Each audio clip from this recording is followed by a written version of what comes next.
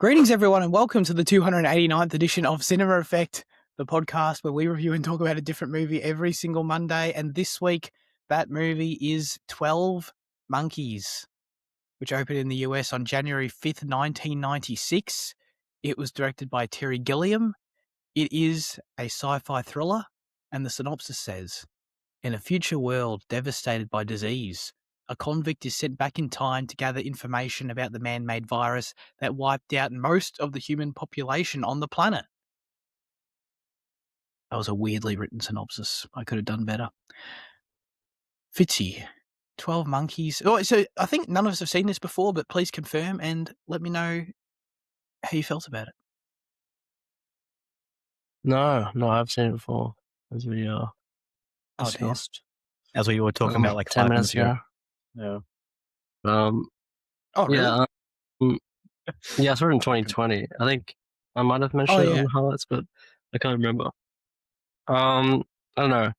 I was less kind of impressed by this time around, I think. It was just like a lot slower than I remembered, and I mean, it's a very unique film. I love how like well tied up everything is, and you know, Terry Gilliam's vision is very, very present. It's a very like cool film just to watch, but yeah, overall the kind of, I don't know, the relationship part and just certain parts were kind of just dragging for me. And I feel like I didn't enjoy Pitt as much. His like wacky performance. I didn't really get into that much as well. Kind of worn off its flavor a bit. But like overall, I do think it's a pretty like well constructed movie. It is pretty great. I like Terry Gilliam, so yeah, I don't know. I've softened on it a bit. Okay. Yeah. I just wanted to be known that 10 minutes ago, I thought we were talking about Fury, that Fitzy's seen Fury. So I'm not yeah, okay. Just for the record that no one thinks I'm a complete moron. I just misunderstood that conversation. Okay. They wouldn't be far off though. This movie was all right. I don't know. It's mildly interesting sometimes, but never really grabbed me. Brad Pitt's performance was the most surprising part for sure. And like on a first time viewing, I think it sounds like, you know, wore off you on the second time, but like it was something notable for you the first time, Fitzy, and like for me it was as well. So like I enjoyed the how much it sort of caught me off guard, I guess. But yeah, I don't know. This movie was alright. I didn't really care for it too much. Jaden, what about you? Yeah, it kind of blows my mind. I thought it would all be on the high tier. I fucking loved it. I thought it was great. Oh wow. Yeah. I think there was a bit too much back and forth and like confusion for quite a while, and that definitely hampered it for like in the first half for me. Because it kind of went on for too long. But like other than that, like I really had no qualms with it. I thought Willis was fantastic. I think Brad Pitt was brilliant. I loved him. Especially all his like psychiatrical stuff. That was great.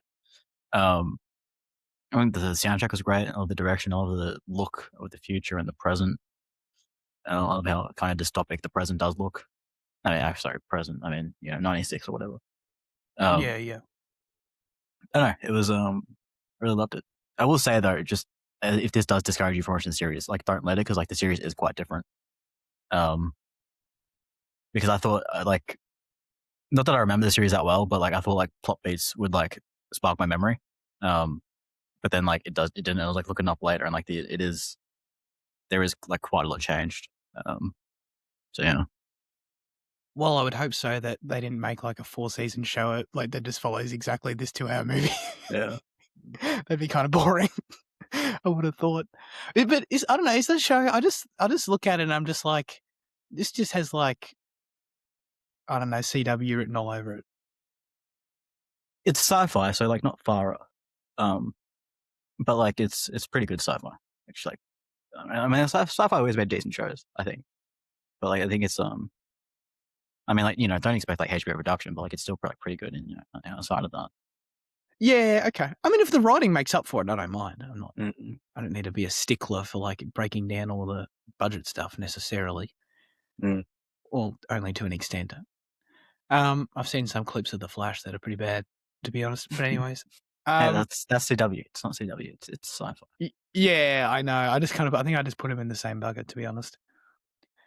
Yeah, okay. When you say in the first half, things were taking a bit too long, was it sort of in the progression of the plot in terms of going back and forth between the timelines and sort of the understanding of like exactly?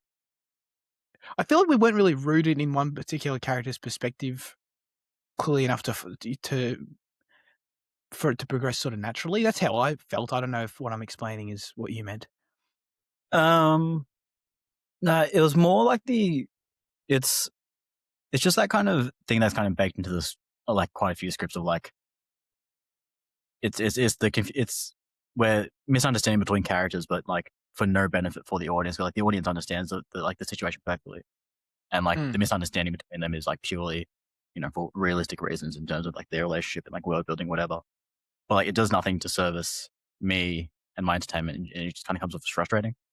So by the time you're an hour in and there's still misunderstanding between the two mains about what's happening, I'm like, yeah, this could have ended like 20 minutes ago maybe. Yeah, okay. But isn't the whole film built around that misunderstanding in terms of? Yeah, but it clears it like cleans up a little bit, like it's like it is, but like the way it's portrayed is like like at the start is like such pure like kind of confusion and whatever. I don't know. Yeah, I mean they do. Yeah. The characters not being on the same page is like the whole thing, Yeah. but then like as it goes on, their perspectives kind of like invert. Yeah. Well, that's fun, and like that's like a story thing. That's like cool. Yeah. But do they ever have a point where they kind of where they sort of meet in the middle and they're sort of like on the same, like they're actually locked in for a second? I don't know. Not really. No. Well, like they are at the end, aren't they? Like once they get to the airport, or like after the message comes through. Yeah, that's true. Yeah, it all works there. I don't know. I think I kind of one aspect I did sort of like about the movie as it was going on was the confusion and was sort of not understanding or really having any sense of where it was going. That is one thing I liked about it.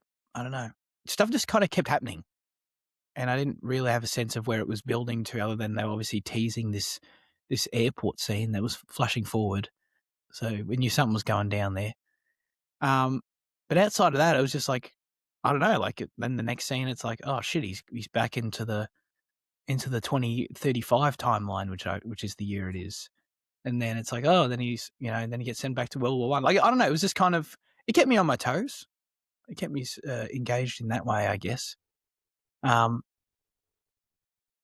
yeah, I don't know. I don't know how much like the uncertainty of like believing what's real and what's not, how well that really worked. Like, did you guys ever like, I don't know if you've seen it before, but like, did the story aspect of like, oh,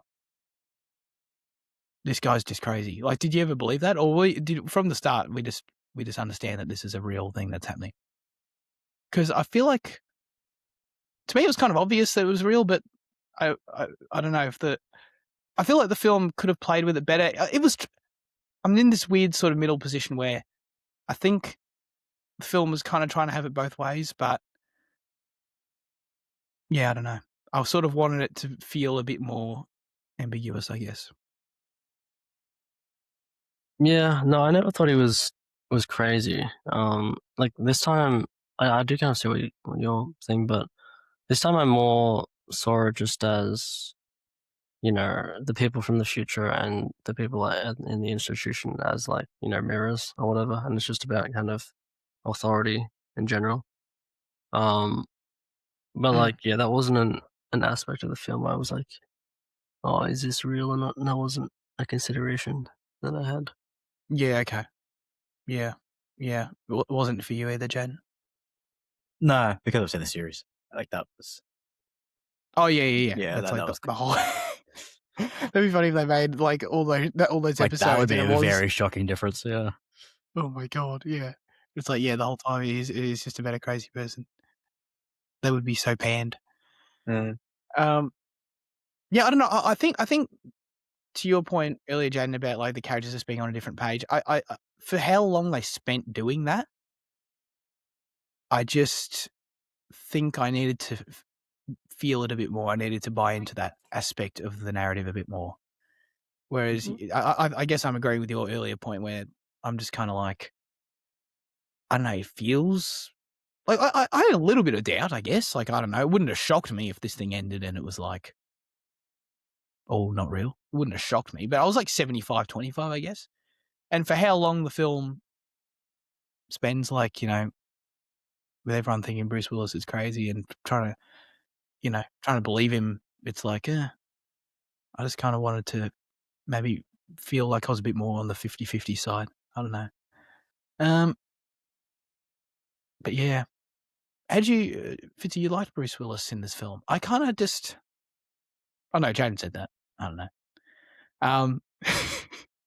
Fitzy, did you like Bruce Willis in this film? Yeah, no, he's great.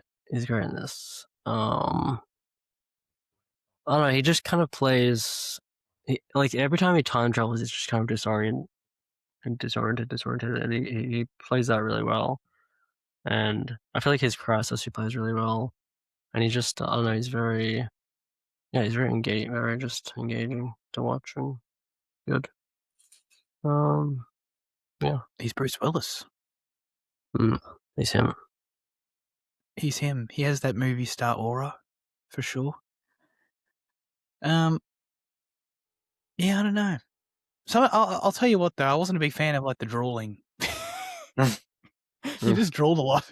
Yeah.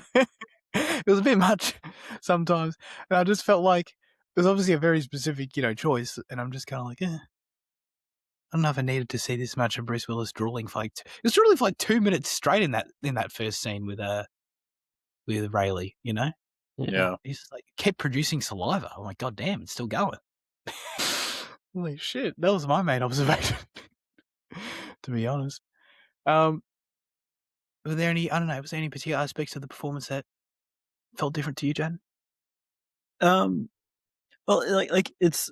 So I saw a few people commenting about like how like they liked that this was back in the day when Bruce Willis still gave a shit about acting and like he delivered like a decent performance. That's a bit unfair. and like I agree with that, but I also agree with like it goes further than that about not just about him caring, but it's about like respecting the material. I think often like I think I've said it as well before, but like it's about like letting sci-fi have fun and breathe, and like it's not always about like it's like you shouldn't take yourself too self-seriously like quite a lot. But like with a movie like this, I think you walk a fine line between going the Verhoeven route and you're getting like a fucking Total Recall type thing. So, but like Willis like respecting the character and the script, I think is like elevates it. Like that's not like a slander on Verhoeven either in that film, because like that's the other way. That's that's the one that you meant to like allow to have fun. But, when you're, I think that this was one that kind of demanded a bit more attention and appreciation from the cast, and I think Willis delivered that. And yeah, and that's why I enjoy him in this. I agree. I think my favorite scenes with him were probably just when he's like in the car holding, I keep calling it, like, I can't remember her first name, Rayleigh. Catherine,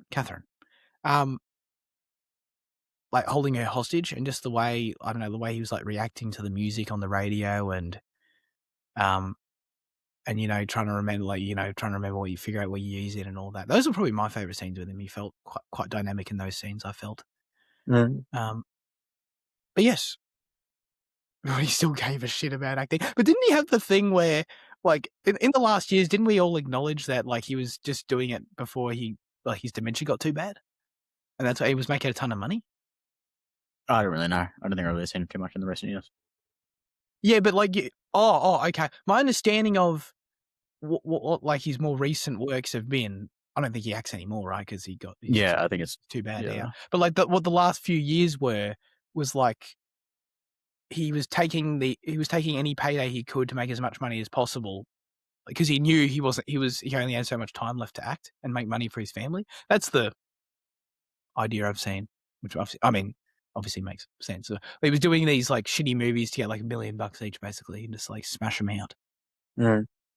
So, anyway, so I just reacted when it's like, oh, when he gave a shit about acting, it's like, whoa, I think he's just. Maybe there was an in between period where he wasn't doing that, but he also didn't give a shit. Yeah, I don't know. Probably. That's probably like Die Hard 4 or whatever, the 2010s. Oh yeah, for sure. Like that kind of action slop phase of like the late 2000s, early 2010s. Does the Expendables count in that? I mean, Expendables itself is slop. I don't remember his like performance though, so I can't really, But is it like? But do people like the Expendables? Is it like good slop? I didn't enjoy it, but I mean, there's 4 of them, so yeah, there must be. God, there's really 4 of them. Damn. Anyways, okay. Did you know what Brad Pitt was going to do in this movie, Jad? No clue. Yeah, neither. And it's because his character as well is different in the show. So the characters have the same names, like they are. No, it's a girl in the show actually. And she's like the virologist. So it's like there's like the roles are like substituted, kind of like you can kind of see who's meant to be who. Is that? Oh wait, no, she's not. Yeah. In the show, Riley's a virologist, and then Brad Pitt's character is a woman instead, and she's just like the dad's role in this film. I think pretty much. So there's no Brad Pitt equivalent in terms of the wackiness. No. I don't think so. I don't know. It was 10 years ago. It's hard for me to remember. You're gonna start a rewatch tonight, though. I genuinely was about to put on episode 1 after the movie. What was your reaction to it? I loved it. I love seeing them like this. I don't think we really get too much variance in Brad Pitt performances these days. I mean, like that's like not. I mean, like he still does fun stuff and cool stuff. And that's not to say that Bullet Train is akin to, I don't know, what else he done? Like in Cliff Booth. I mean, I guess they kind of are. I don't know. F1. Yeah, even that's kind of like, roguish. I know. But back in this 90s phase of like, like in Snatch and and stuff like this. Yeah, I really enjoyed seeing that kind of stuff coming out of him. Yeah. But did he, in the words of RDJ, did he go full R? No. Because I was thinking about that constantly as well. He didn't. I think he had a bit of restraint. Okay. Yeah. A bit. A sliver. Yeah. A little bit of restraint. Yeah, no, that's fair. Oh man. Fitzy, what was it like? Was that sort of reaction reflect your first viewing, and then was it kind of just the effect of like, oh, I've seen it before, I know what this is now? Yeah, I think so. Yeah, I mean, it was very entertaining to watch the first time, but I was kind of looking for like signs of life, I guess, in his character this time, and it's just kind of not there. He is just kind of crazy. So, there wasn't as much to Gilliam to bring back. The word. But no, I still enjoyed it. It just like last time it was like it was Pitt and Willis, but I was more just into Willis this time. And Brad Pitt, I mean, he doesn't have too many scenes as well. It's kind of it's pretty sporadic. Yeah, totally. But I mean, he is. I think it is a good performance for sure. I do like, this phases, Jane was saying, the variety and the goofy Brad Pitt, like the kind of burn after reading, thing. So yeah, it is fun to see him do this, but only so fun, in my opinion.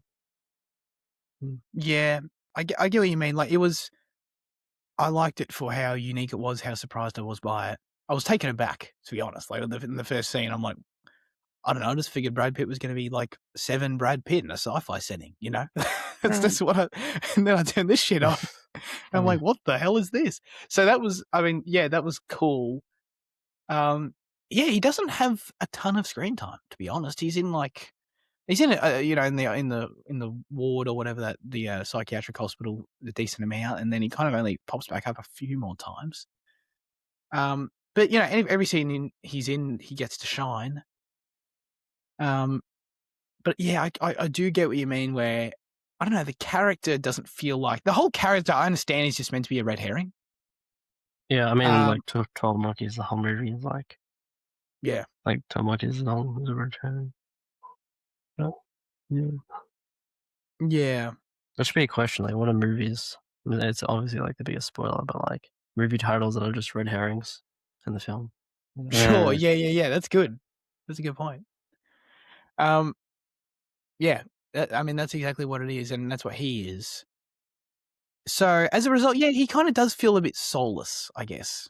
He kind of just feels like, he is like a very, and I get it makes sense by design that like he's so in your face and so like drawing your attention that it's like a diversion.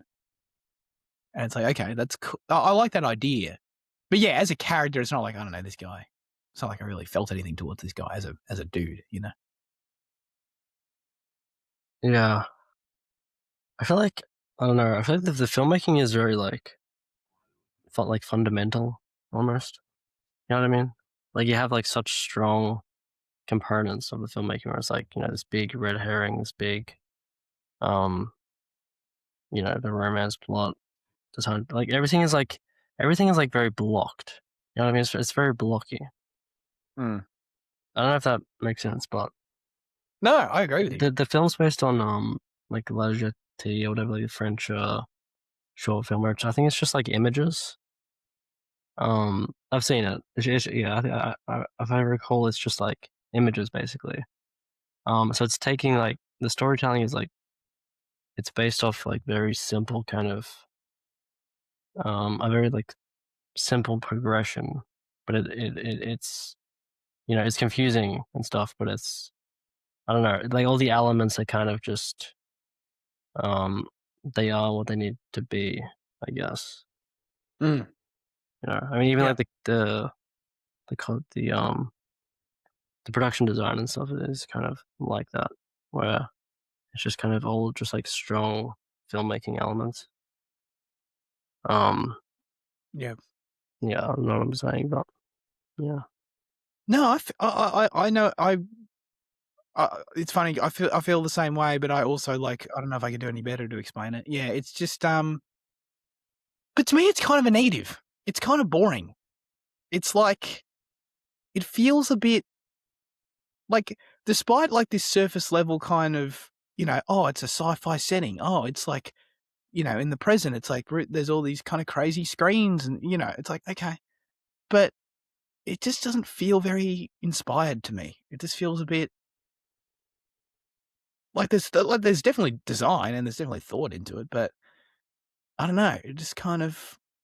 Well, Liam, you've seen Brazil, haven't you, as well? Yeah. Like the dystopian thing. Like, to me, this feels like Brazil, but like I haven't even seen it. I've only seen a few stills. And like does that resonate with you? Like I feel like there's yeah, like the like all the objects that are dystopian are kind of similar, and it kind of has the same look as like the 20, 30, 31, 35, 36, whenever this one is. Yeah, and it's also like it's the same kind of thing in the filmmaking where it's like in the first introduction to Brad Pitt and to like the institution, it's like like the Dutch angle or whatever, and it's like there are scenes in Brazil that are just that, where it's like the element of of that's different in the scene is very like pronounced, I guess. But it's also like very wacky and stuff. I mean, I really like Brazil. But there are definitely a lot of similarities. Well, Yeah, interesting. Is it like similar story wise in any way, like thematically or anything? yeah, kind of. I think it's kind of yeah, like there's like a romance thing, and it's like buried in like the dictatorship of the kind of dystopian dictatorship. It's like a fun 1984 kind of. There's some scenes that are even like ripped from the book, so yeah, similar. Yeah, okay, that's interesting. It's like he's gone back and like as a filmmaker, he's gone back and revisited some ground, done it in a new way, maybe.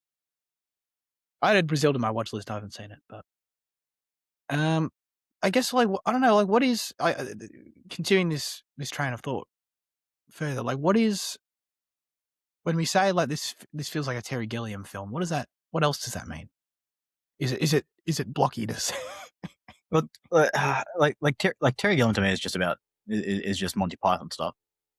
So it's kind of yeah, that's all I know. Yeah, so it's like elements of absurdism, and I mean this movie has it in beltloads.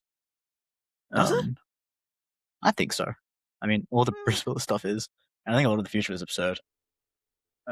Yeah. Brad Pitt's absurd.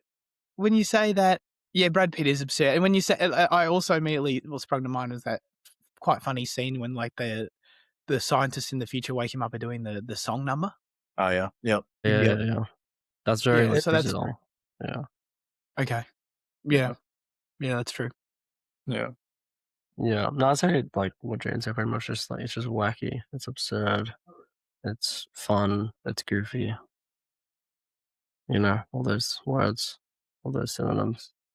But the thing is though, they're like obviously this isn't Monty Python, so this film largely takes itself seriously. It just kind of injects those elements in certain ways.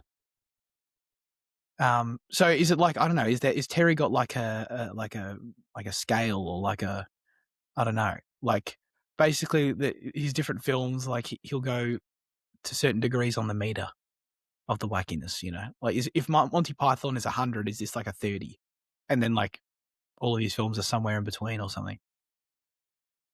Well, I actually haven't seen any of the Monty Python, so I don't know about that. But, I mean, they're just slapstick comedies. Yeah, I mean, like I know what. That's a bit dismissive. No.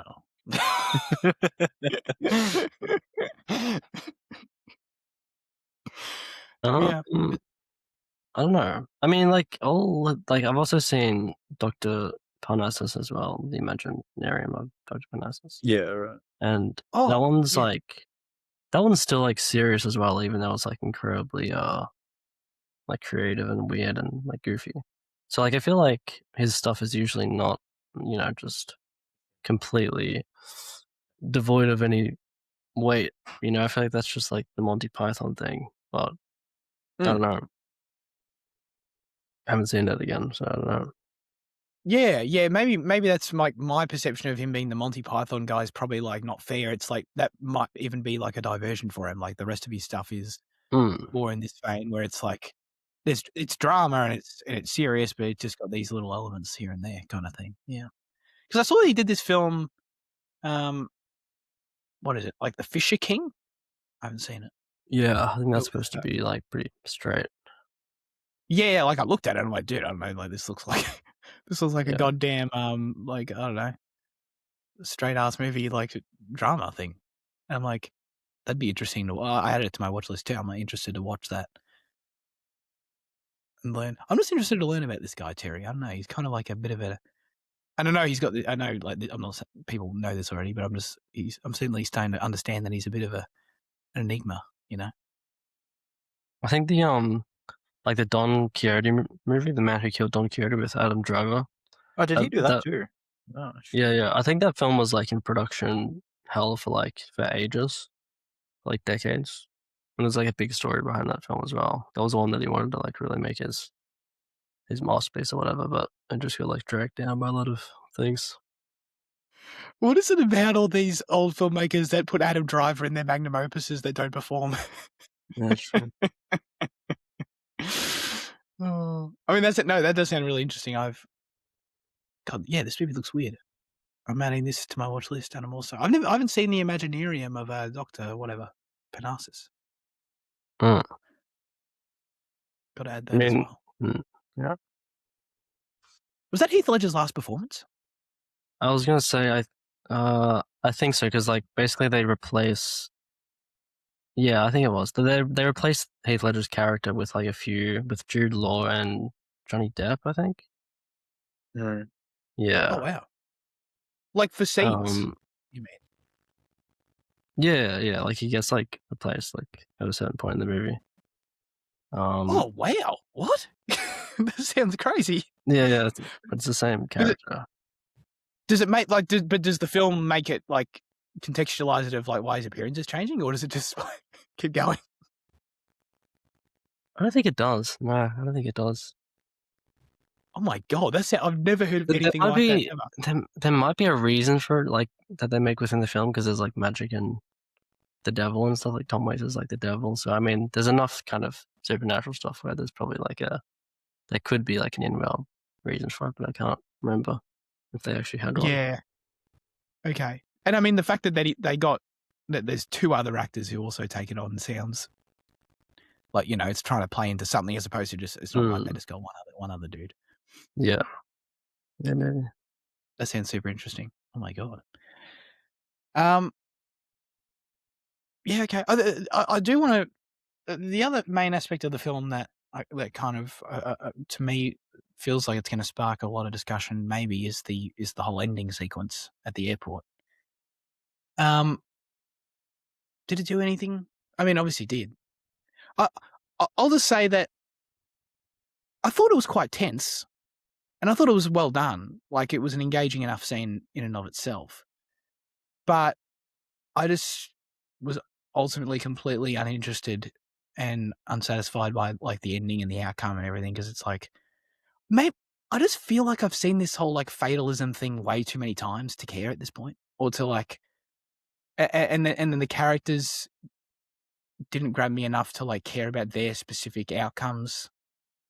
You know, like it wasn't like, oh, I can look past that if I cared about the characters, and it's like, oh, you know, it's their tragedy, but like, I don't know, it just felt kind of uninspired again to me. I don't know, but did it leave you on a high? It's not fair because they do fix the future.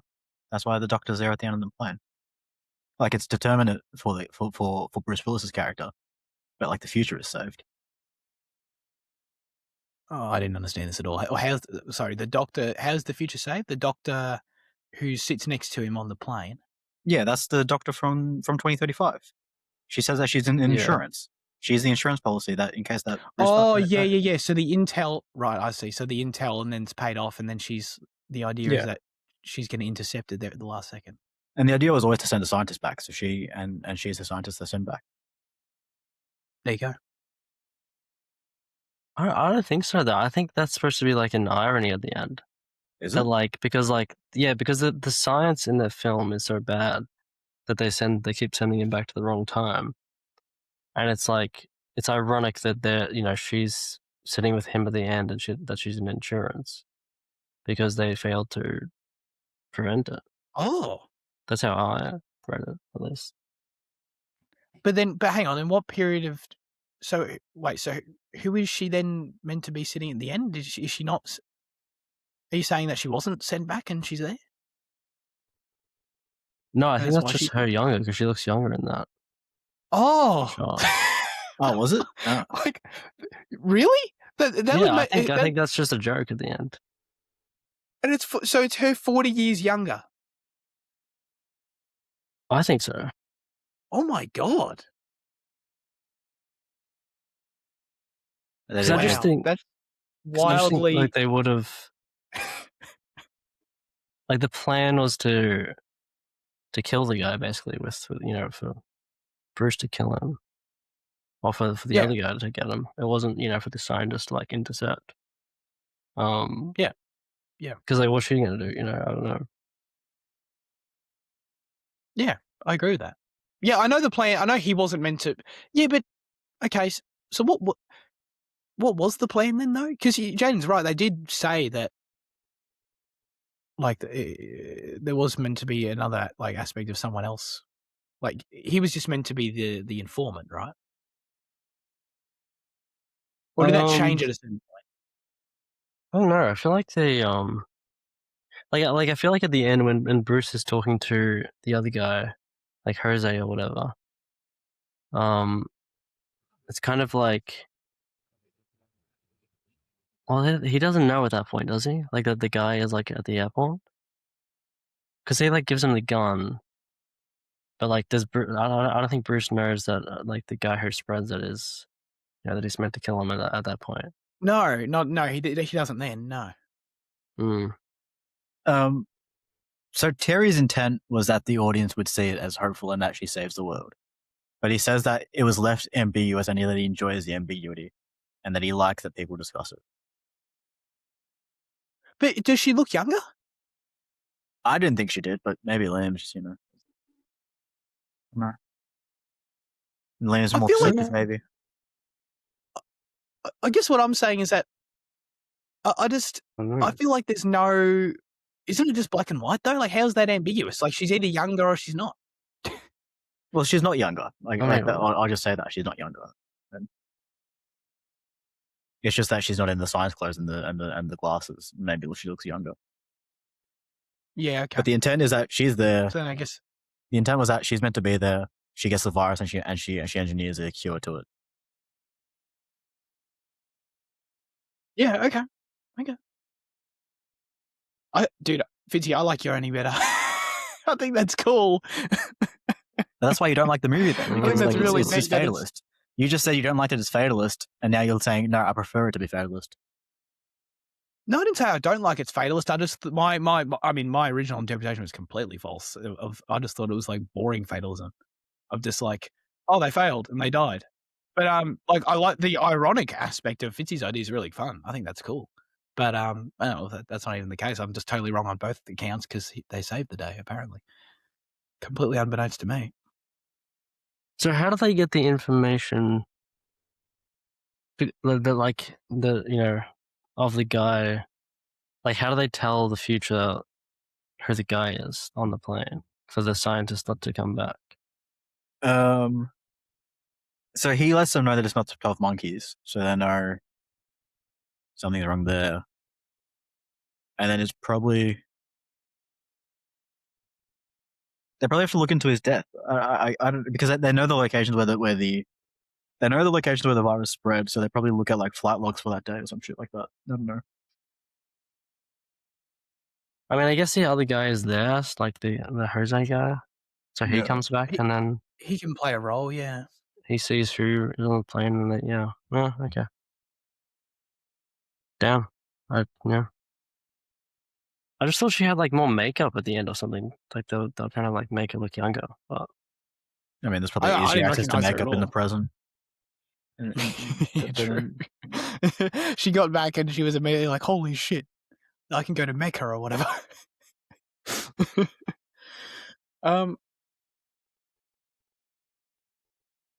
Yeah, I mean, that is interesting. I don't...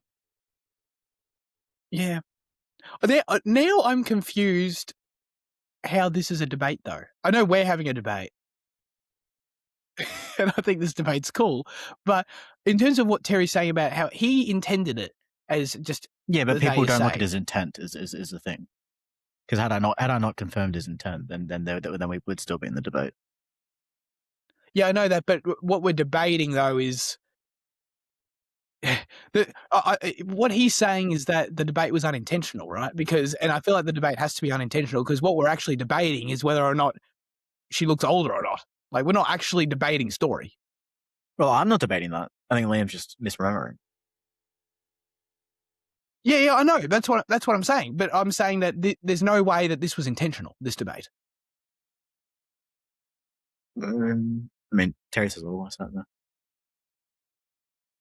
Well, Terry said that he was surprised. Didn't he basically imply that he was surprised by like the debate and he's happy it exists, but like he just intended for it to be happy? Yeah, but he intended it.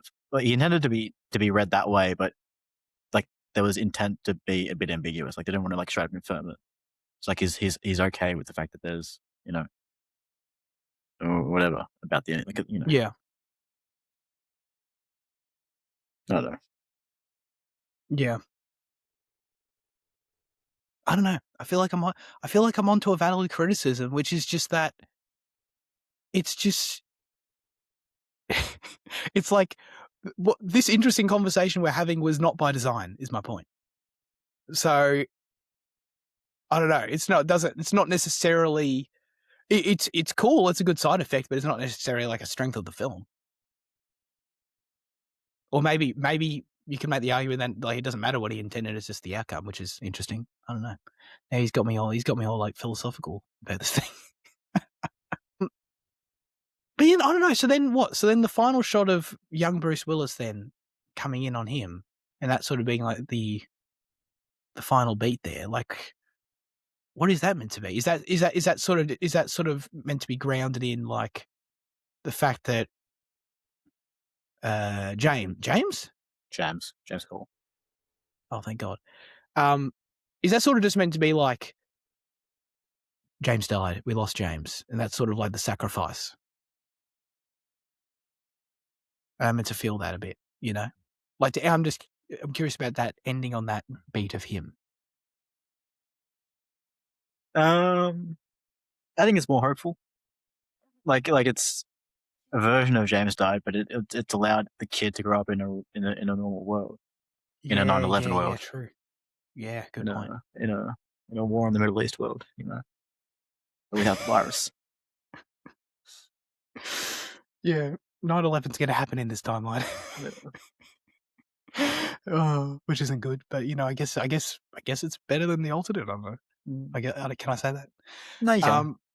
Yeah, I guess I can. Sure. It's 5 billion lives versus I don't know, 10 million. Yeah, what's that called? Is that what is that utilitarianism, Fitzy? Is that correct? Yeah. There you go. Good of the wasn't the good of the least. I don't know. It's the trolley problem. Yeah, exactly. Yeah. I don't know. Any closing thoughts on the ending? Just more. We kind of dug deep into that, but I don't know any how you felt about it. Enjoyed it. It took a while to get to it. After I realized what was happening, it felt like it took too long to get to it, I guess. Okay. But I think that could just be a movie thing. I think there could be like 10 minutes shaved off. I've realized my cat is locked in my cupboard.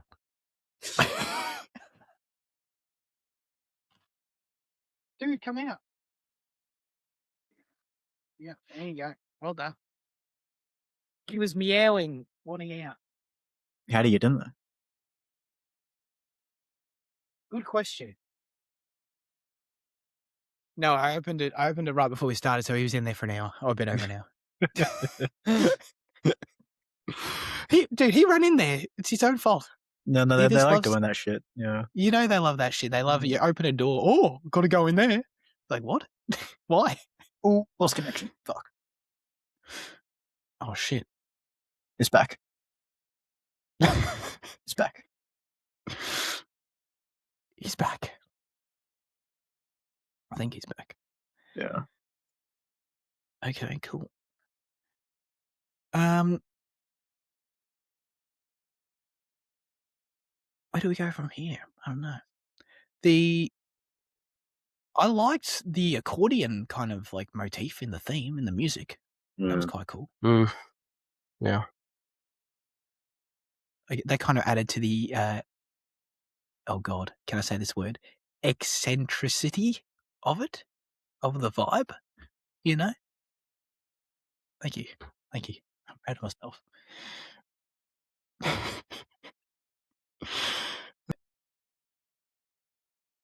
What else we got? What are some other cool scenes that stood out, that are worth talking about?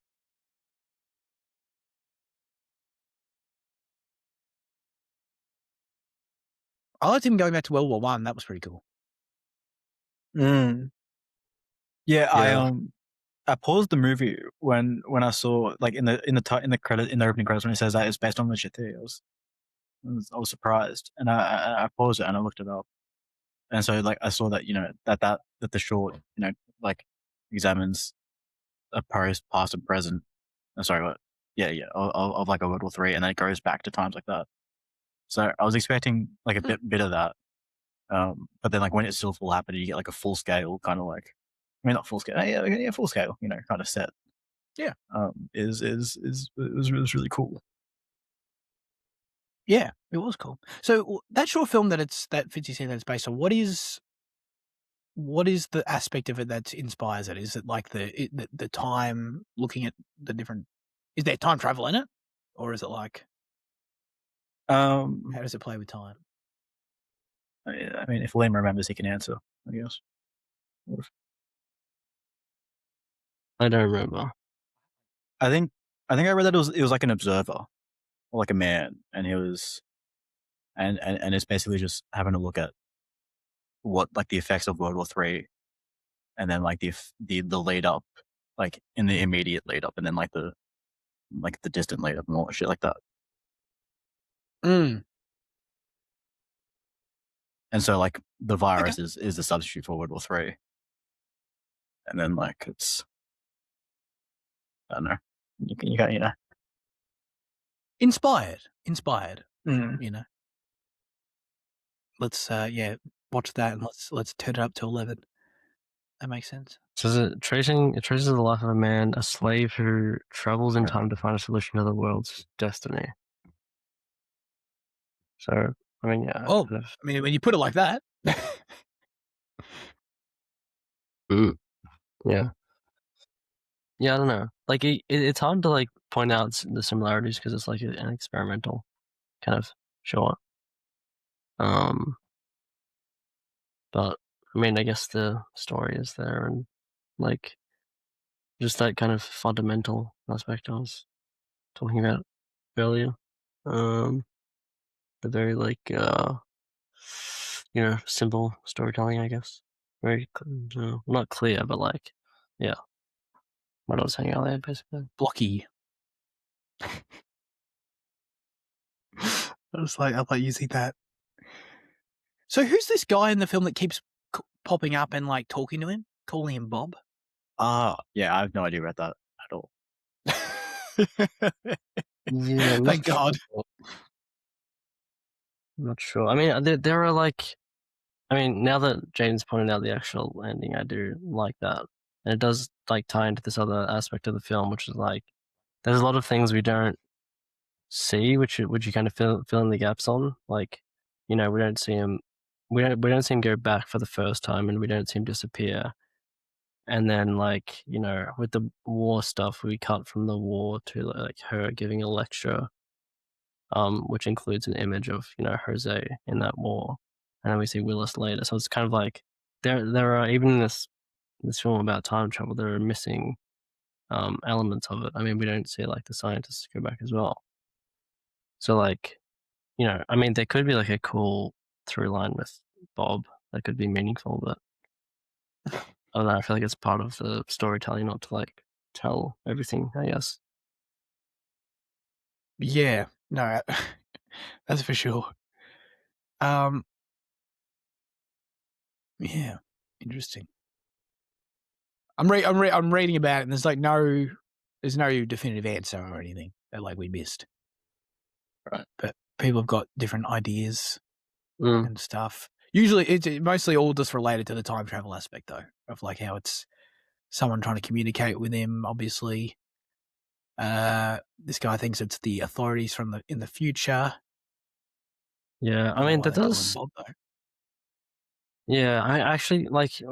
We were talking about it earlier, and I said like there was no moments in the film where I thought where I like questioned the sanity or whatever. But like the bathroom scene at the airport, he does hear him like in the stall, and he's not there. So that could be part of just his like disorientation from time traveling, which he gets throughout the film. Yeah, but I mean that wasn't like That's a good point. thing in that scene. It was, yeah. Yeah, that's fair to me too. that it just straight up wasn't. Well, he does only hear him post time travel, doesn't he? Oh wait, no, because the Emperor was dead after. Yeah, right. Yeah, originally he's in like the cell next to him or whatever. Oh well. He could be whatever. I mean, that, like, again, the ambiguity thing, it's like, in that scene, he's like, maybe I'm this, maybe I'm that. Like, the ambiguity being a part of the film is kind of, that would, like, point towards it, I guess, as it being intentional, but I don't know. The fact that it's not, it's, like, acceptable, I guess. But that would be cool if it was stronger, or if, like, the...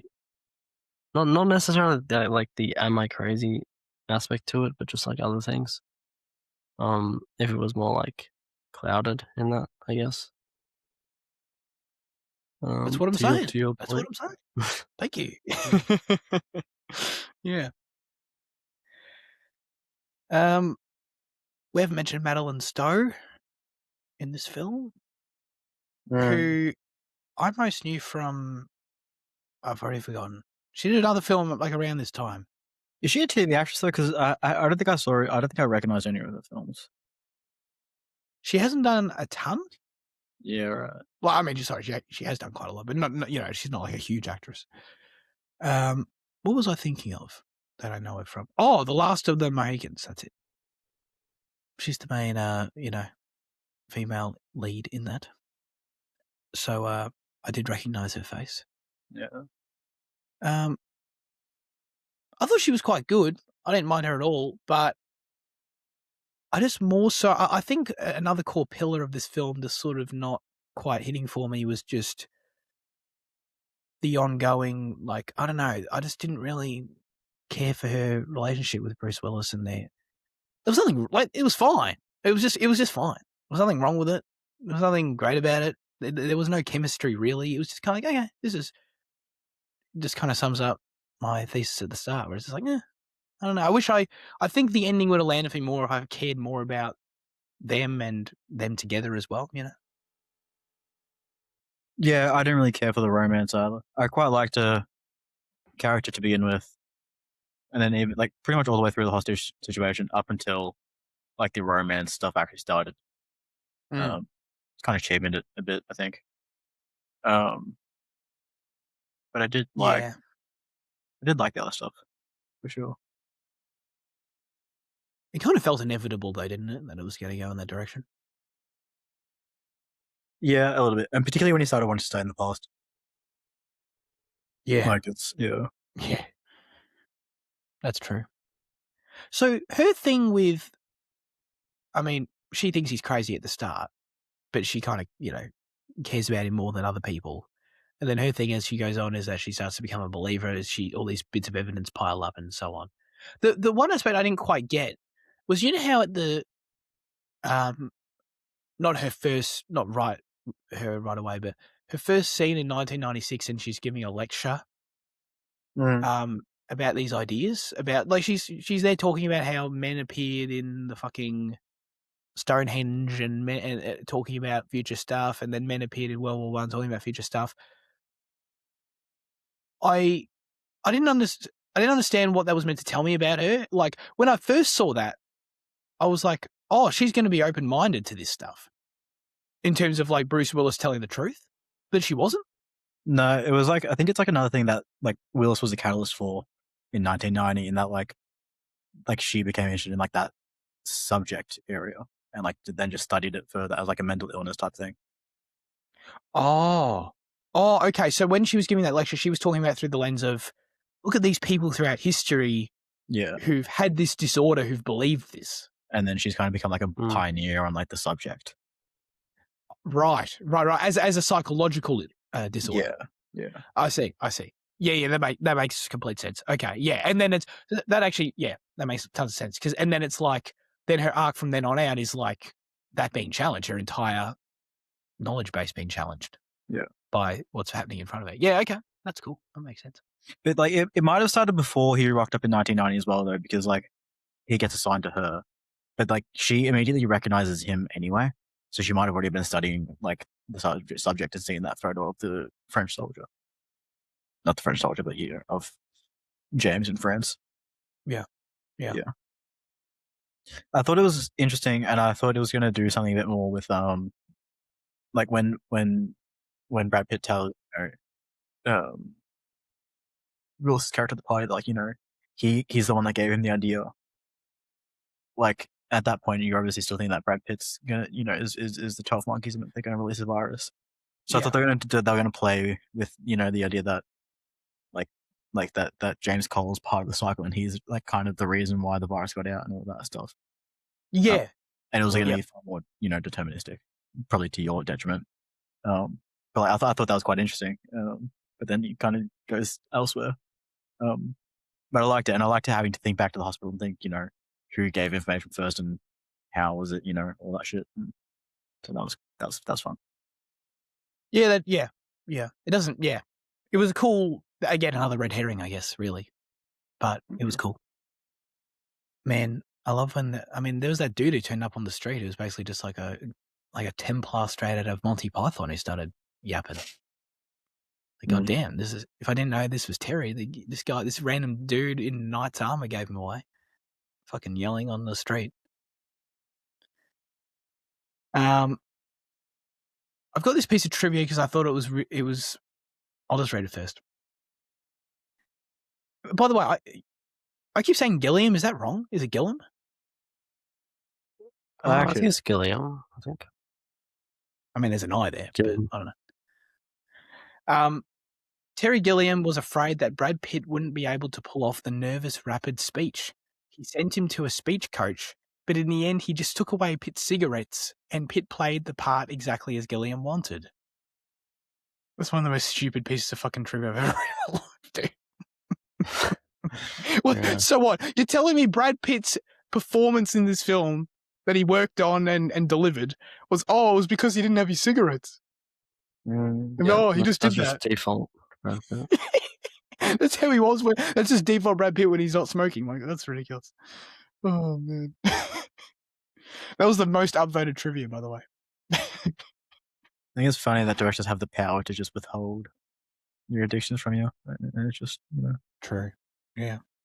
I've got the utmost power. Absolutely.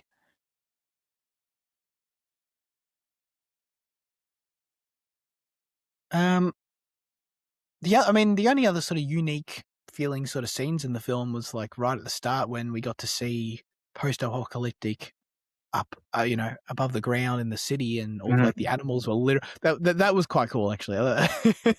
I like that a lot, of like how it was the idea of, after the apocalypse, nature reclaims the cities and the animals take over, it returns to the natural order. It's like, okay, that makes sense. That's a very, standard idea, obviously makes perfect sense for a post-apocalypse. And then like just how literally it took it, of like the animals reclaim the city and then there's fucking like a bear and a lion up on the building. Like I that was an aspect I can see the Terry absurdism there, of just like how literally it took that, but it was cool to watch nonetheless. But it also is just like foreshadowing for the the animal release later, which isn't like it doesn't harp on it, but that is what the 12 Monkeys does do. Yeah, that's right. I think just on that, like kind of his exploration scene at the start and then it mirroring later, like that, at that point I was getting like a bit like, oh no, is he actually crazy? Because like at that point it was like I don't know, the umpteenth time that they've mirrored something that, like, oh yeah, from his future. So I did have a little bit of doubt at that point, but yeah, that's yeah, it's all like it's all, everything's reflecting everything else, so it's like they're all projections. Yeah. Man, they showed a clip of the birds in this film. I could never watch that movie. Oh, was that from the birds? I was trying to figure out what it was. That's crazy. I mean, I figured it was the birds because there was a poster of the birds out the front, and there was this bit where the fucking birds were biting. Yeah, it was a Hitchcock like 24-hour thing. Because I had to go watching. I just don't remember. Oh yeah, because I remember reading the title was actually on the cinema, but I just don't remember that scene in Birds at all. Like, I just don't remember there ever being a discussion about time and going through all this and all that shit. Oh, that was in Vertigo. Was it? Oh, okay. Yeah, that was in Vertigo, and then she went away, and he was by himself. He fell asleep, and then the birds was playing because it was okay. like a 24-hour thing. Right. Yeah. Okay. Yeah. Okay. That makes sense because I'm not gonna. I also assumed that time scene must have been from the birds, and I'm like, wow, the bird sounds really interesting. No, that's Vertigo. That's the real Hitchcock masterpiece right there. Yeah, good. Well, now I know to watch Vertigo and never watch the birds. That's what I learned. All right. Let's get to our final verdicts for 12 Monkeys. Jaden. I'll give it a very high 8. Very respectable 8. It's a few things that bugged me that I really couldn't get over. Other than that, yeah, I was really enjoyed it. Yeah, this conversation was good. It was enlightening for me, for sure. I like the debates we had, but that I fundamentally couldn't get behind and couldn't get invested in what the film was presenting me. So I'll give it a 5. Fitzy. I'll give it a 7. I'll bump it down from 8 to a 7. Yeah, it's still very strong. It's just, I don't know, like, there's not a disagreement. Actually, I agree with your take of it now, but like, it's just like, the relationship aspect. I feel like kind of that midsection is pretty slow, and yeah, just some aspects of the film that kind of drag a bit. But I do appreciate how well the whole time travel thing, everything ties up. And it's just fun and creative, but isn't fully engaging. So yeah, keep it. I'll give you 7. Yeah, I agree with a lot of those points, dude. I'm telling you, your original interpretation of the ironic ending is killer. That would have been awesome. I did see some other people think that, but like I do think like them saying the insurance is like, it is kind of literal. She's literally the insurance. So I do like it for that reason. And the fact that we don't see, there's a lot of like, going back that we don't see. So that's just another aspect of that. But I mean, if it is ambiguous, and that's fun, I guess. But yeah, whatever. Yeah. Okay. Now it's time for our highlights of the week, I suppose. Fitzy, I'll throw it right back to you. Why not? Well, yeah, I watched the show about the show, which is like, it was a TV show that was on this small network, but then it basically just got uploaded to YouTube. As just like, it was not even as seasons, it's just like 15 or 16 episodes on YouTube. Basically it's like each episode is about the making of the previous episode, and he's like an indie, like a meta, like indie filmmaker. And like he makes the first episode, he talks about like, trying to make a TV show and all these like weird ideas and stuff. And then the second episode comes and it's like, he has all the portrayals of the people in the first episode and like things that they said privately to him or whatever. And he's put that in the episode. So they're all kind of mad at him in the second episode. And so that's what the second episode is about. And then it kind of like keeps doing that. And it like, there's like a layering effect of that. But then because he's like involving his like wife in the show and all his like producer relationship and, friendships and stuff, they kind of all become really mad at him. And like his marriage is like dissolving because he's like putting all the stuff about his wife in the show. And he has this like policy of like complete honesty. So he talks about all these other girls that he wants to have sex with, while his wife is also there and his kids as well. So it's just kind of like the show kind of tracks like the the destruction of a kind of family, I guess. But wow, it's fun. it's initially, it also loses the premise in like season 2 or whatever, which is basically just like 10-ish episodes in. where it becomes less about like the making of the previous episode, and it just becomes about him like airing all his, relationship stuff and friendship stuff and all that. So it becomes a kind of like indie, like Love Island thing, like New York indie Love Island thing, which is really funny. Yeah. Wow. Yeah, I binged the hell out of this because it was like just incredibly. It's just insane to watch. It was incredibly entertaining. So, yeah.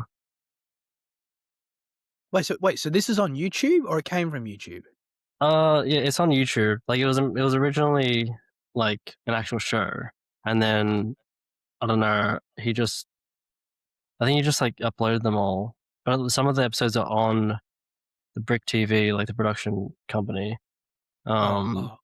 But Okay. then there are actual other episodes that you have to pay like $5 for, like per episode. That's like on his website, and it's funny because there's like one episode less listed on IMDb, and then there's that amount of episodes on the YouTube, and then there's like extra ones on his website. But I don't know like how. I mean, I guess they're real episodes. I don't know, but it's weird. I don't know if they're known or I don't know. Yeah. Wow. It's Yeah. just a mess. I found the playlist here on YouTube. Nice. Okay. That's cool. Yeah, you should watch the first like 2 episodes because the second episode kind of gives you the idea of the show, and then you need to get to the second one to understand. For it to play with the first one. Like the second to 5th episode are like really entertaining just for the whole meta aspect of it, which is the show's kind of original premise. Yeah, cool. Oh, that sounds really unique. Okay. Added that to my never-ending YouTube watch list. I don't have a highlight, but Jaden, I will pass it to you, sir. I just want to let you know that I got the free space warning message, so it may cut out in about 5 minutes. What, for your audio? Yeah. Since when has that ever happened? I don't know. It's just going to be a thing that happens now, I guess. Oh no! The camera, the laptop's the camera. Yeah, but this hasn't ever happened before. Yeah, not going an abnormally long time. But I just guess it's going to be a thing that happens. This bitch is getting old. Jaden's gonna have to leave the show at this point due to technical issues. Anyway, but shit, you better talk quick. God. I mean, I rewatched Deliver Us from Evil, which is a Scott Derrickson film. Who I've proclaimed my love for before. Yeah. And I think it really started here. I think I watched Sinister first, but then I think Deliver Us from Evil is like kind of what solidified it. I don't know. It's just so good, man. It's just like the perfect, like it's just another me movie, which is what I've said about loving him before. Like, he just makes me for me. But like, it's Eric Bana as like a hardened cop, and Joel McHale, and they're hunting a demon guy, and he brought it back from fucking Afghanistan. And there's like action, and there's horns, and there's Olivia Munn, and there's fucking paintings on the wall and shit. It's just fucking sick. Thank you, Scott. Thank you very much. Thank you, Scott. Praise be to Scott. Hell yeah. All right, let's keep this rolling. Now comes the segment where we hand the show over to you with our question of the show. Last week we asked you, we're going back in time to remove someone from Hollywood. Who do you choose, and on which date do you do it? You see, I censored the question a little bit. It was we pitched it as like you go back to kill someone, but I thought it's a bit strong. It's a bit strong. So we'll remove them. You know what I mean? Dr. Luke said, Probs Harvey Weinstein. Oh, you already mentioned him. I'll change my answer to Aquafina at any time. Like literally any time. What a fucking crazy switch up. Yeah. Yeah, Aquafina is like probably absolutely lovely. Right, in the same category. Yeah. Oh man, dude, what is Luke's hate for Aquafina? I know this is well-worn territory, and like it's an ongoing saga, but just not an interesting person or character, like actor. I don't mind her. Just ruins productions that she's in. She's in Poker Face, and I thought she was funny. No, you terrible in Rhino. It's just me. Oh, what a great movie, by the way. Right. It's been a while since I've thought about that movie, actually. Oh, yeah, so great that you haven't thought about it. I've walked right into that. Andy said, I've held on to this belief since we saw Return to Paradise for RE class, but Vince Vaughn would be someone I'd remove from Hollywood. It's not that he's necessarily done anything wrong, but I just think he's not funny for comedic films, and he's not that compelling in serious films either. Genuinely not an interesting actor. This is where it gets interesting. A friend on Letterboxd was one of the post-production crew members for a new film on Hulu called Mike and Nick and Alice, which Dr. Luke has seen, and she wasn't into Vince Vaughn either. His political views were problematic, apparently, and he also showed up to set not having read the script, which annoyed some others. That's the production goss I have from a film that stars Vince Vaughn.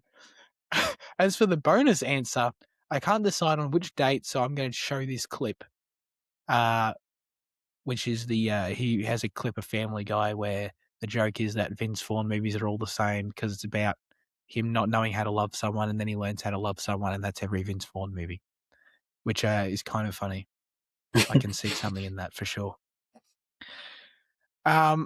Man, Andy with the inside take here on Vince Vaughn, which I appreciate. I'd also heard that Vince Vaughn's not the best. Not from, I haven't got any sources like Andy, but I've just, that is word that I've seen floating about. So there might be some truth to that. Very interesting. All right. Leanne said, Dr. Leanne wrote in, Jaden's really excited about this. And she said, so I'm going back in time to remove someone from Hollywood. Very cool idea, by the way. Thank you. I choose to remove Kevin Costner. I also choose to remove him in 1988. I do this because the only decent movie that he's ever been in was released in the previous year, and that film was The Untouchables. In this movie, he played Elliot Ness very well indeed. It's a fantastic film, but sadly for him, that's where it begins and ends as far as I'm concerned. Since then, Costner has been acting and often trying to produce and or direct a ridiculous number of seriously bad films, including but not limited to The Bodyguard and Waterworld. There are simply too many to name, but these two films stand out as being bad. I didn't know The Bodyguard was considered bad. I don't know anything about it other than it's like the Whitney Houston one, but... Yeah, I thought it was considered... Yeah, I thought it was, like, generally liked, but I don't know. I thought that too, but I could also see it being one of those really casual ones that I would have watched it and think it's dog shit. I don't know. The Guardian is good, though. The 6. The Guardian? You have to remember the Guardian. Yeah, with Ashton Kutcher. Never heard of this. Kutcher. The Cooch. Oh yeah, okay. I've never heard of this movie. I'm just adding it to my watch list right now. Here we go. So many movies. I like it. My God. So many movies. Where am I up to? Oh, Leanne continues. I could also wax lyrically about how much I can't stand Matthew McConaughey, but maybe I'll save that for another day. Keep up the great work, Cinema Effect team. Have a great week. Thank you, Leanne. That is Leanne. That's baffling. Oh my God. Matthew McConaughey? What? I need to hear more. We need to create a question of the week just to bring that out. I reckon we'll have to come up with it. What do you? Next week's question. What are your thoughts on Matthew McConaughey? We'll have to ask that to find out. Maybe she's still in the pre-McConaughey era. She hasn't seen the new stuff. Yeah, Leanne, have you seen anything post 2013 from Matthew McConaughey? Because there's some. Have you seen True Detective? Oh my God, True Detective season 1. Oh my God, what a guy! What a performance. Yeah, excellent point, actually. Yeah, maybe if I don't know what Leanne seen. Maybe if I had only seen that one, that dragon movie he was in or whatever. I can't remember what it's called. Maybe if I had only seen that, I would also be critical of Matthew McConaughey. But there you go. All right, boys, you're going back in time to remove someone from Hollywood. Jaden, who do you choose?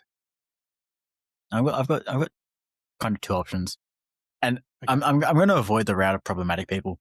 Just because I think it opens up a bad can of worms when you say this terrible person can be allowed to live to this point in time, because so they can make a good movie. But forgetting the fact I did that last week. But anyway. Yeah. So that's why I'm going to go with people that I think don't have really any issues. First one, Rob Zombie. I'm sure Rob's like a fine guy. I think he makes some decent music. Apparently, I don't really listen to it. But he ruined Halloween. His Halloween films are the worst fucking things I've ever seen. Okay. So I'd remove Rob Zombie in about 2006, just before he can make Halloween again. But he will still get in his House of a Thousand Corpses, and whatever else he did before that point. And the other one is Cameron Diaz. I just remove her pretty much in like 1990 or like whenever her career started. Make sure she never gets put to screen. I think that'd be a net win. She's got some good stuff under her belt, like Shrek. But it's easy to recast Fiona. Oh yeah, dude. Anyone could do that. I'm sorry. Yeah. So I think if you take her out in 1990, I think the world remains unscathed. Okay. Yeah, I should have seen that coming. I really, really should have seen that coming. I've also got two. I've got a one. I mean, as serious as this question can be taken, I've got. Oh well, Harvey Weinstein's probably the most serious you could take the question. I've got a slightly less serious than that one, but still relatively serious, and then like a not a less serious one. But I'll say David Ellison. Get rid of him in January 2024 before he decided to buy Paramount and fucking ruin Hollywood. How about that? Right, that guy.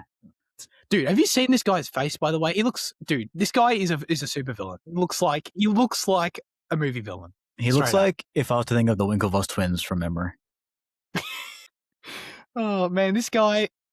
Not into this guy. He's gonna you're gonna look back and he's gonna be like in 50 years historically like one of the people that like did impacted Hollywood greatly for not good things.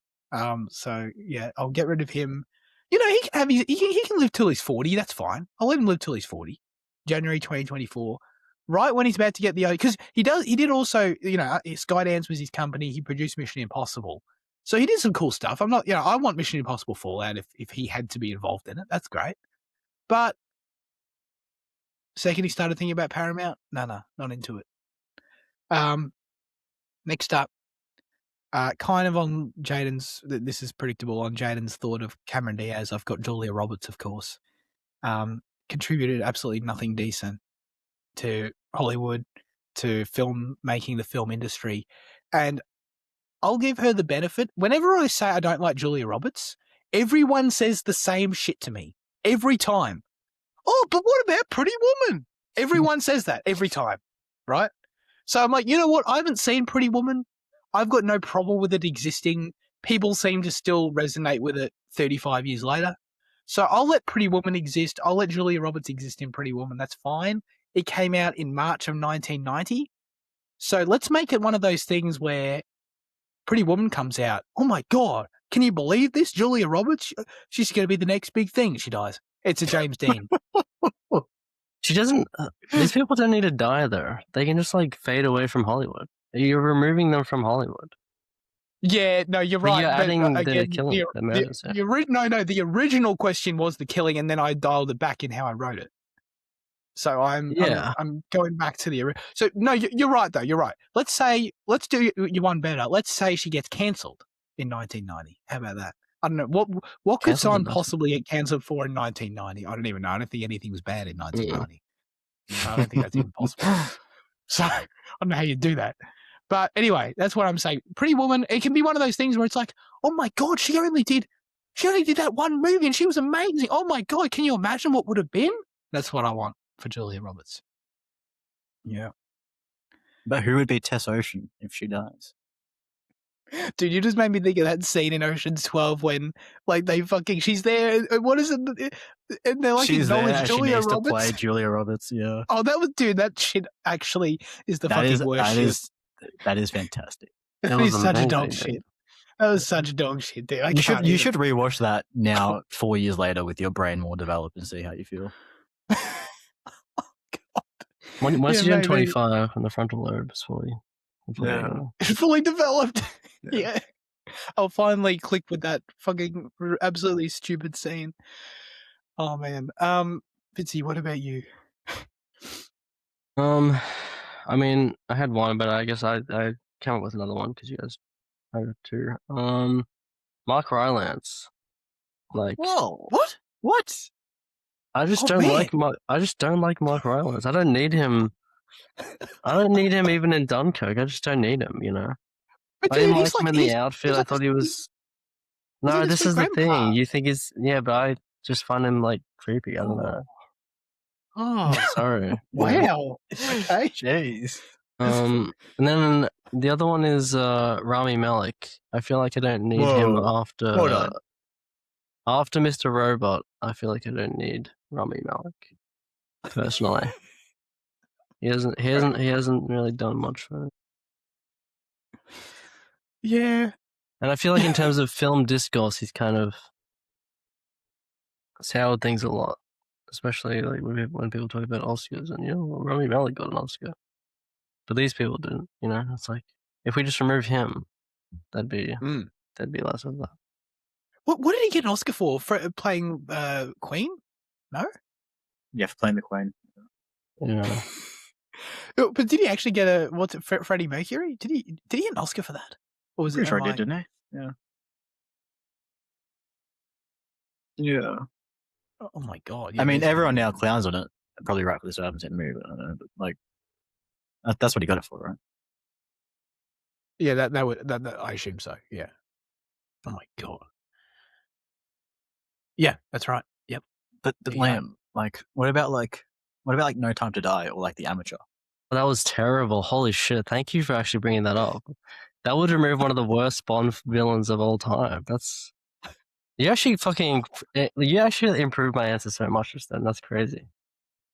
Thank you. Worst Bond villains of all time. Oh, actually, he was good in The Master. He's seen like 4 Bond films, by the way. Is The Master? No. Well, I've seen some of the older films. Uh-huh. I mean, you can't tell me that was good. There's no way he's worse than some of those Bond villains, man. He is though. He sucks, man. He's not a good villain. Is there something to be said? Has his career kind of like it's not bad. It hasn't gone in a bad direction by any means, but has it kind of petered out's a bit strong? I don't know. Has it kind of declined a little bit in terms of like I know he just did The Amateur and he just led that. But like I don't know, I feel like with him winning that Best Actor, I feel like he was really on the rise to be like a huge deal. And I feel like he's now kind of back into sort of just like he'll pop up as a supporting person every now and again kind of thing. He did Nuremberg last year as well with Russell Crowe. Yeah, but that's kind of what I mean, where he's just kind of a supporting. Well, it's the reason he is the lead in Nuremberg. I thought Russell Crowe was the support. Oh, really? Yeah, he's like the interrogator, guy. Okay. Well, fair enough then. But like he was never made to go into films. That's the thing. That's why you remove him after Mr. Robot. Because he shines in TV. And he was never made to be he was never supposed to be a Bond villain. Clearly. What about Oppenheimer? He was good in that, but like he was also like probably the most forgettable. Yeah, he was in it for like a grand total of 40 seconds, to be honest. Yeah, I don't think anyone's gonna say, "Oh God, you know who could have been in Oppenheimer and would have fucking completed the cast?" You know? Yeah, Rami Malek. It's crazy that he wasn't in Oppenheimer. You know? Yeah. Bad answer. No, absolutely. Bad answer. No, well, that's very true. What else do you like him in other than No Time to Die? The Amateur. He was alright in Amsterdam. I'm pretty sure it was a very small role. Didn't know he was in it. Yeah. He's good in Until Dawn. Oh, yeah. Oh, well, that's fine because you're killing him after Mr. Robot, so he's still in Until Dawn. That's fine. Yeah, but I don't want to kill him at all. I like him. We're not killing him. I'm not killing him. I'm removing him from Hollywood. He's retiring. You're forced retiring him. Yeah. He's going off and having kids in the sunset or whatever. Yeah. I liked the little things. I thought he was good. Dude, I thought no one liked that movie. No, it's like a decent 5 to 6. Decent. Oh man, dude. So I watched season 1 of Mr. Robot. Really liked it, but like I can't watch it anywhere anymore. So I'm fucking any service except I've just double checked because I was like, hey, because I had thought that about a year ago. And I just double checked right now. Is that what? It's on HBO, isn't it? No, I just double checked right now. It's on. You can only rent it everywhere, except it is all 4 seasons. Super conveniently are on 7+, and I can watch them with ads. Are you fucking kidding me? Yeah, nice. Dude, I'm not using 7+ if my life was on the line. So I know a place where you can watch it for free without ads. Really? Yeah. You have to tell me about that off air. I've never heard of that. All right. Dude, can you imagine actually sitting down and watching 4 seasons of Mr. Robot on 7+? Well, that's crazy. I mean, if you want to save money. Yeah. But dude, I'm sorry. I've never used the app, so I don't know what the UI is like. God awful. And every single time, like you learn, like it's not even just the fact like, oh, you got to watch it with ads, which is kind of already not good enough for me at all. But every single time an ad has to load, dude, it's like the whole fucking thing breaks. I'm like, oh my God, this is the worst service. Yeah. But is that any worse than Prime nowadays? I hate the Prime UI, and now Prime has ads anyway. Like, is it? Yeah, but at least it works. Yeah. Yeah, I guess. I don't love it either, but it works. Yeah. Wait, so did you have ads? Did you watch this movie on Prime, or are you watching it on Foxtel? 12 Monkeys. Oh no, I couldn't connect to Fox to the internet today, so I had to watch it online. You couldn't connect to the internet, so you had to watch it online. I couldn't connect to the internet on the front TV because it was windy, so I had to watch it online. I see. Yeah. Okay. Foxtel refuses to work when the wind speed goes beyond 35 k's an hour. Do you check the wind measurement on your phone, and then you know? Yeah. Oh, it's like I check the weather when I go outside. You check the weather if the Foxtel's gonna work. Yeah. Just notice, like, if I can hear the wind rattling against like the pergola, I'm like, oh yeah, no, Foxtel's not going to work. Oh my God, that dude, that's so medieval. But okay, damn. Yeah. All right. As always, we'd love you to submit your responses, thoughts, and/or reviews for next week's film in the YouTube or Instagram comment sections, or join the Discord server. This week, we're asking a bit of a simpler question, but a fun one. Who is a director that has lost the source? Let us know. But also, in addition, let us know how fucking cool it is in Fury that when they shoot green and red sometimes. Let us know, because it's really fucking cool. But let us know how cool. Fizzy, why is Jaden saying that? It's kind of why a random is he talking comment. about Fury? Yeah. Like, why bring that movie up? I don't know. Neither do I. Nice. Beats me. That's it. I appreciate everyone for tuning in. I appreciate Liam and Jaden for joining me. As always, have a great rest of your week, and